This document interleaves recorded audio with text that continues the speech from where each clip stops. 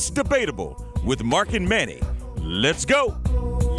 You're talking about teams like the Red Sox who had a lot of expectations. Yeah. I know they don't have a $300 million payroll, but look at the Phillies, look at the Mets.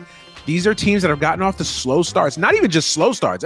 It's one thing to get off to a slow start, but to be bad, to be unwatchable in April, to be completely inept when you're spending $200-300 million, that's a lot. Hey, listen, it takes a level of patience that I don't even know. You're right. I don't even know if someone in the Bible could have that level of patience. I just think, man, when you spending through $200-300 million and you're looking for results, I don't think owners are looking for 30-4 out the gate. But I think you have to have a certain. Well, see, I do, and I think that's the connect. Because you have owners that only see it as a profit business. Well, yeah, of course, it's a business. It's a money game for them. Right. I mean, listen, I think the Red Sox situation is different because there's something going on there. There's a lot of toxicity there between the Bregman thing. Obviously, they haven't been right since Mookie Betts left.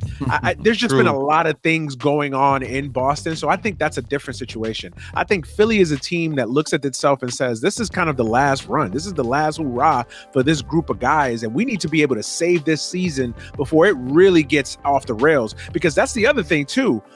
Philly is not in a situation where if this season goes off the rail, they can't trade a lot of these guys. No one's taking Harper's contract. No one's taking Real Muto. No one's taking a Schwarber or Zach Wheeler. So they're not necessarily in a situation where they could just say, you know what, screw it, we'll take a down year. But man, I would argue to counter that, and you make some great points. No diss here. But what I would argue is that those guys are still in the peak of their careers. They will keep them there in order for the Phillies to be contenders.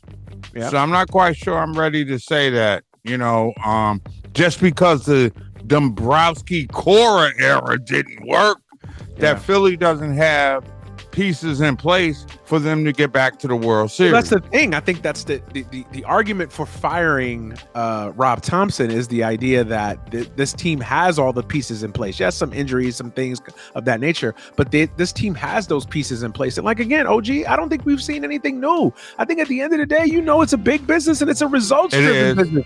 And it's a what have you done for me lately? And Philly has flamed out the last two postseasons. They've been in a situation where they got off to a 9-19 start. We're not talking about a 500 start. We're not talking about a couple games under 500. 9-19, getting, you're what? You've lost 4 out of 5 games to the Braves already. Like, you can't do that. You know it better than I do, right? You can't win a pennant in April, but you can lose one in April.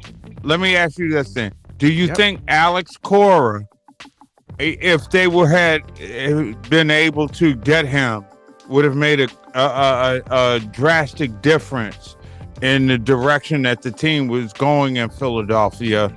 And instead, he decided he wanted to be a regular season dad. He wanted to be the anti-Mike Vrabel, but anyway. Right. Well, wait a minute. Stop. That is so wrong on every level, because Alex Cora did not cheat with a reporter. For more, right now, go to MLBBro.com.